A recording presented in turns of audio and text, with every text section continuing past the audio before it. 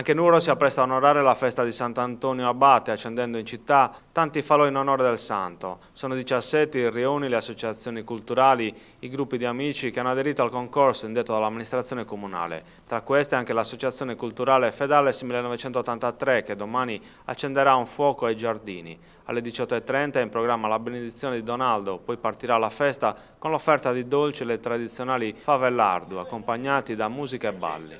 Giovanni Porcu, presidente dell'associazione Fedales 1983, vi siete costituiti in associazione con quali finalità?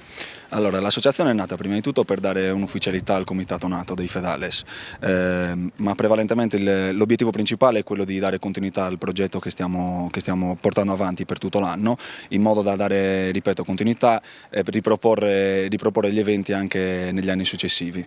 Cosa intendete organizzare? In che ambiti? Allora, la finalità è quella di cercare di ravvivare un pochettino la città, che secondo noi sta morendo.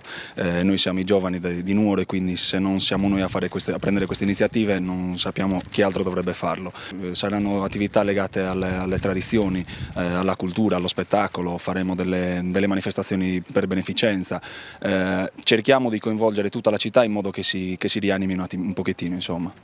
Domani la prima uscita con il fuoco di Sant'Antonio ai giardini in piazza Vittorio Emanuele. Sì, piazza Vittorio Emanuele un fuoco non è mai stato fatto, siamo i primi a organizzarlo lì proprio per dare un segnale alla città di Nuoro, è un posto centrale, la piazza principale di Nuoro, vogliamo che tutta Nuoro partecipi, non è il classico fuoco del rione, quindi legato semplicemente agli abitanti o agli ospiti di quel rione, ma vogliamo che siano tutti quanti a sentirsi parte integrante dell'evento, insomma.